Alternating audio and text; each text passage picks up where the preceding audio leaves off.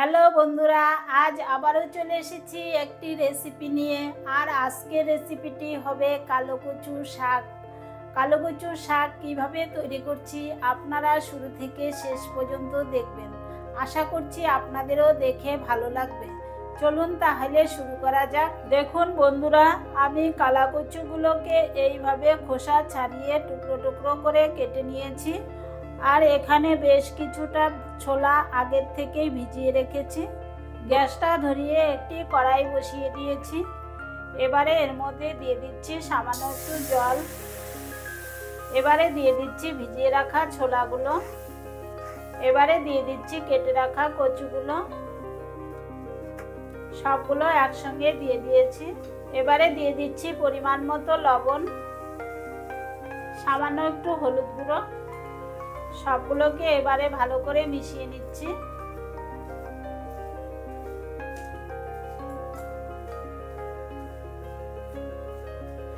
এবারে কিছুক্ষণ চাপা দিয়ে সিদ্ধ করে নিব।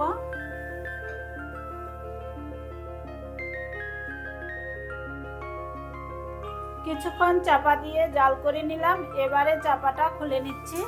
সবগুলোকে একসঙ্গে ভালো করে মিশিয়ে নিচ্ছি।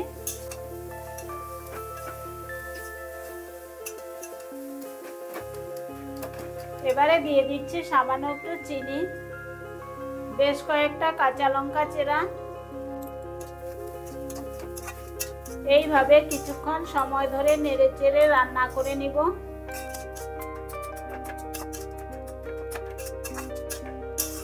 চার 5 মিনিট সময় ধরে এইভাবে নেড়ে চেড়ে কচু শাকটাকে রান্না করে নিয়েছি। এবারে নামিয়ে নিচ্ছি।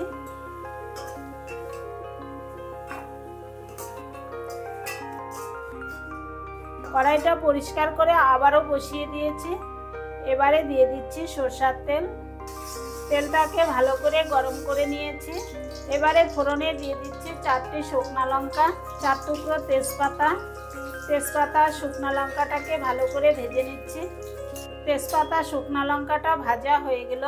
এবারে দিয়ে দিচ্ছি সামান্য একটু পাঁচফোড়ন, 4-5টি কাঁচা লঙ্কা চেরা।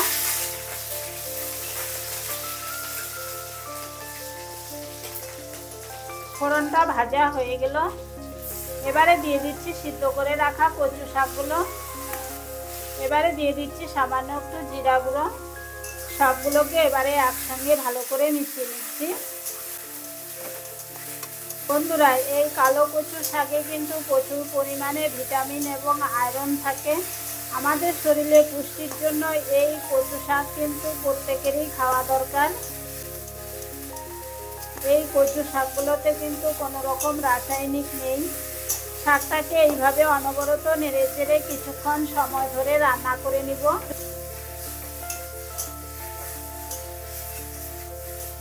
কচু শাকটাকে কিন্তু সম্পূর্ণ নিরামিষভাবে তৈরি করেছি। কিছুক্ষণ সময় ধরে রান্না করে নিলাম। কচু শাকটা তৈরি হয়ে গেল। এবারে নামিয়ে নিচ্ছি। বন্ধুরা, এইভাবে কচু শাক রান্না করলে গরম গরম ভাতের সঙ্গে দারুণভাবে জমে যাবে। আপনারাও ঘরে এইভাবে কচু শাক রান্না করবেন, খেতে কিন্তু দারুণ টেস্টি হবে। আমার ভিডিওটি দেখে কেমন লাগলো অবশ্যই কমেন্ট করে জানাবেন। আজকের মতো এই পর্যন্তই। আবারও দেখা হবে নতুন কোনো রেসিপি নিয়ে। ধন্যবাদ।